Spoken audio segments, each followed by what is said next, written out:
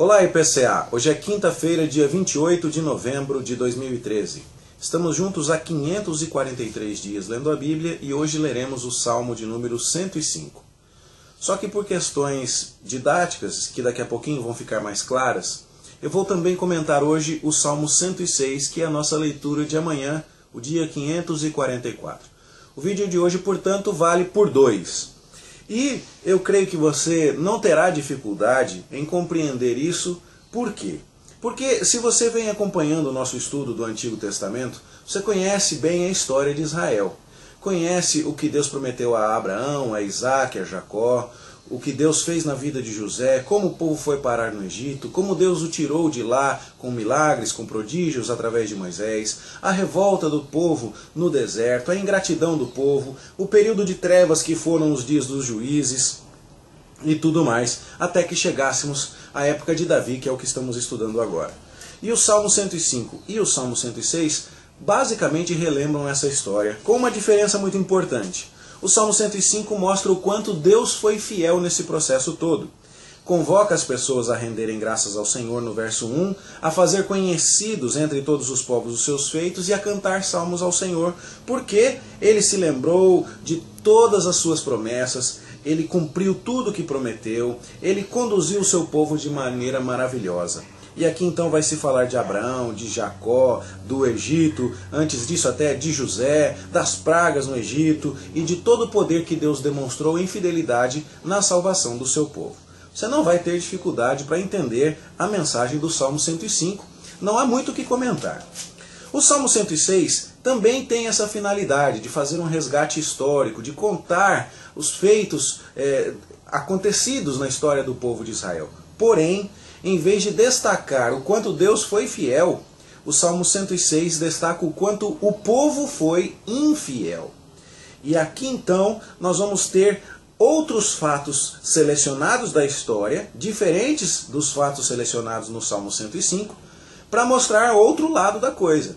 Lá no Salmo 105, a fidelidade de Deus foi demonstrada através de muitos episódios. Aqui no Salmo 106, a infidelidade do povo será demonstrada através de outros tantos episódios. Você vai ver aqui no verso 6 o resumo da ópera. Pecamos como os nossos pais. É o que diz o Salmo 106, verso 6. O povo está reconhecendo que foi infiel. O salmista leva o povo a se lembrar disso.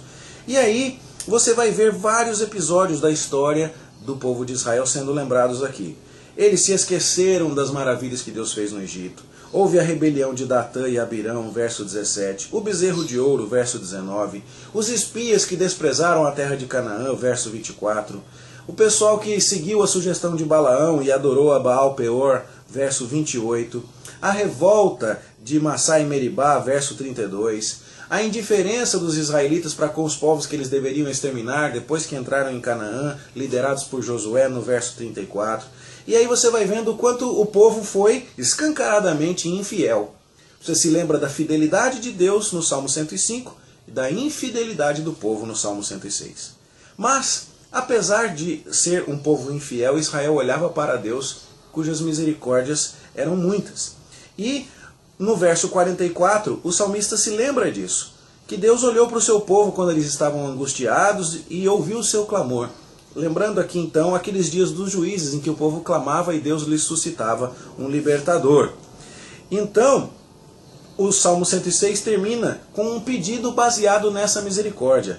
Salva-nos, Senhor, e congrega-nos de entre as nações, para que demos graças ao teu santo nome e nos gloriemos no teu louvor.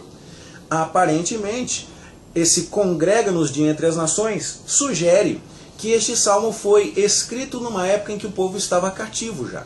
E então, ao lembrar a sua infidelidade histórica e ao confessar o seu pecado, mas ao lembrar também as misericórdias de Deus, o povo clamava para que Deus mais uma vez se lembrasse deles e os salvasse, apesar de serem infiéis, com base na única certeza que podiam ter, que Deus continuava fiel, que as misericórdias dele eram a sua esperança.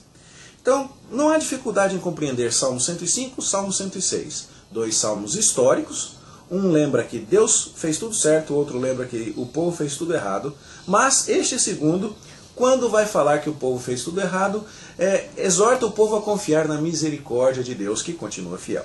É interessante que tanto um quanto o outro começam com rendei graças ao Senhor. E lembram então da bênção que é servir a este Deus que é fiel e é misericordioso e é a esperança de restauração da nação. Esses dois salmos estão sendo lidos agora porque são mencionados expressamente lá no capítulo 16 de 1 Crônicas. E o que é interessante lá, e nós falamos um pouco sobre isso ontem quando comentamos o Salmo 96, é que trechos do Salmo 105 e trechos do Salmo 106 são transcritos aqui no capítulo 16 do primeiro livro das Crônicas. Não é dito, e nós falamos sobre isso ontem, que esses salmos foram compostos por Davi. E também falamos disso ontem, o que parece fazer mais sentido é que o cronista estava contando a história de como a arca foi trazida para Jerusalém e, numa vontade incontida de louvar ao Senhor, de render graças ao Senhor por aquilo que ele se lembrava da história, ele então transcreveu trechos de 3 salmos. Os versos iniciais do Salmo 105, depois a maior parte do Salmo 96 e depois os versos finais do Salmo 106. E aí ele montou essa coletânea que compõe aí os versos 8 a 36 de 1 Crônicas 16. Nós falamos sobre isso ontem, quando estávamos celebrando na igreja o Dia Internacional de Ação de Graças. A ideia do salmista aqui, ou melhor, do cronista, quando reúne esses 3 salmos, é incentivar o povo de Israel a olhar para os dias de Davi, a olhar para a história de Davi e ver o quanto Deus foi bondoso para com o seu povo. Por isso ele começa com as palavras iniciais do Salmo 105, que diz, rendei graças. Depois ele termina com os versos finais do Salmo, iniciais e finais do Salmo 106, que dizem, lá em 1 Crônicas 16, 34, rendei graças ao Senhor, no verso 34, e no verso 35, para que rendamos graças ao teu santo nome. O cronista, escrevendo depois do retorno do exílio, para incentivar as pessoas a reconstruírem a vida religiosa de Israel, colocando Deus no centro de sua vida, como fez Davi quando se tornou rei, ele cita 3 salmos aqui e tem um propósito em mente muito claro. Ele quer que o povo de Israel, ao ler a história de Davi, se lembre, Salmo 105, Deus é fiel. Salmo 96, transcrito no meio do caminho, Deus governa, Ele reina sobre tudo. Salmo 106, a parte final, Ele é misericordioso, Ele é a nossa esperança de salvação.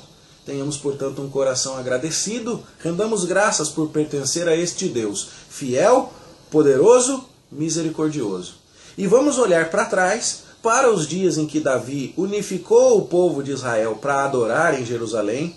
Vamos olhar o que Deus fez através de Davi, congregando 12 tribos que andaram dispersas, sem rei durante o período todo dos juízes, seguindo a um rei que promovia muitas intrigas internas, que foi Saul. Vamos olhar para o que Deus fez com Davi, unindo todos eles em torno da arca em Jerusalém, a ponto de ser possível escrever o Salmo 133, ó, como é bom e agradável viverem unidos os irmãos.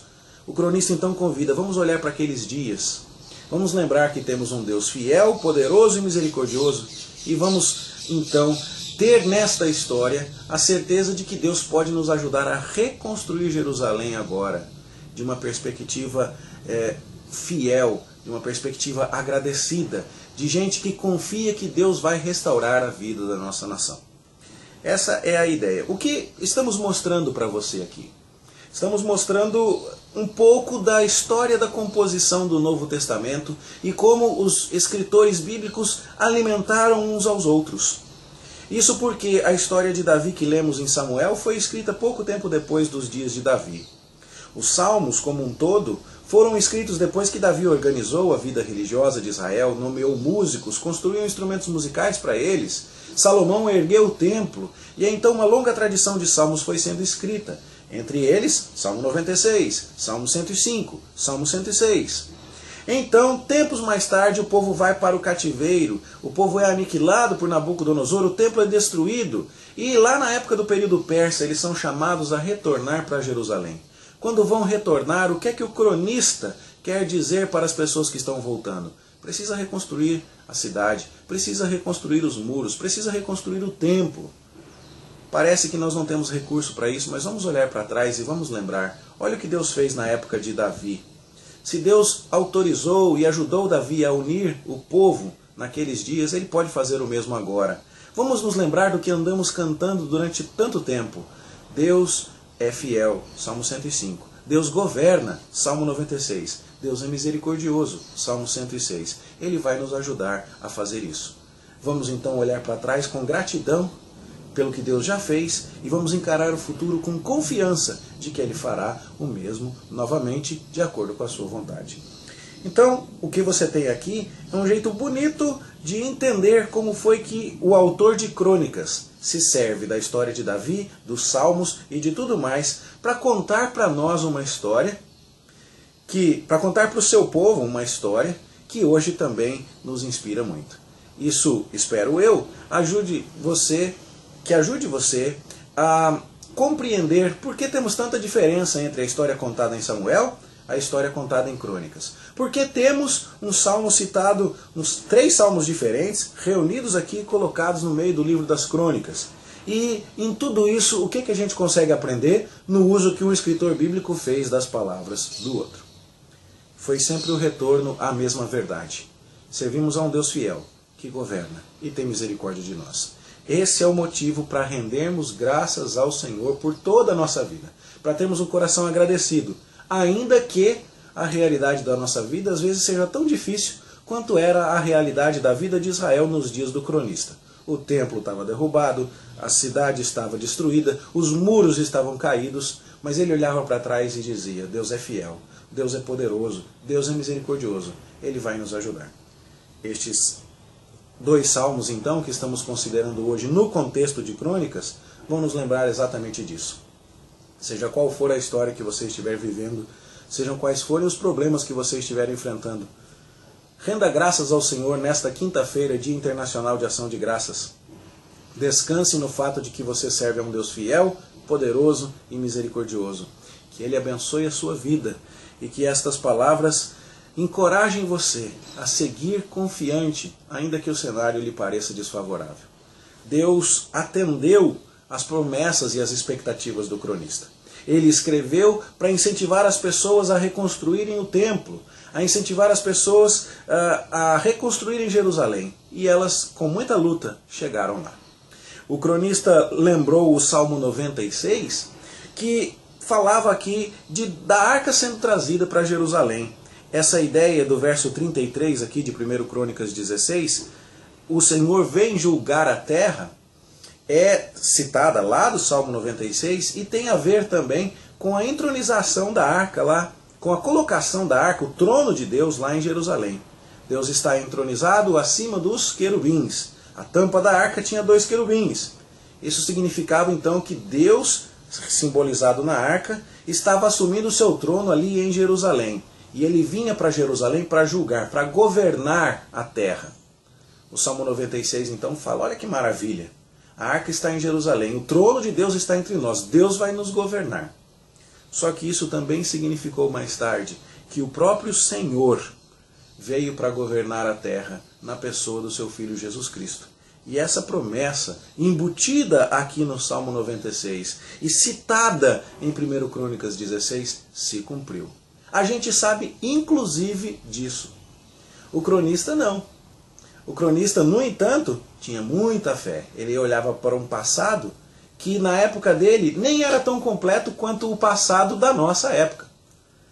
Na época dele, ele lembrava dos dias de Davi, do que Deus fez através de Davi, e inspirava o povo a reconstruir o templo. Nós olhamos para o que Deus fez na época de Davi, para o que Deus fez na época do cronista, para o que Deus fez por aqueles que reconstruíram Jerusalém, mas principalmente nós olhamos para o que Deus fez em Cristo, vindo como Rei dos Reis, Senhor dos Senhores, morrendo na cruz para vencer o pecado, ter a vitória final, subir aos céus por seu próprio mérito e assentar-se à mão direita de Deus Pai Todo-Poderoso, recebendo um nome que está acima de todo nome. Nós então temos mais do que motivos suficientes para descansar, agradecer e confiar. Espero que essas considerações abençoem a sua vida. Amanhã, então, a gente não se vê, porque o vídeo de hoje já tratou dos textos de hoje e de amanhã. Mas sábado, se Deus permitir, a gente se encontra aqui para estudar o Salmo 68. Boa leitura, bom estudo para você. Deus te abençoe. Até sábado, então, se Deus quiser. Até lá.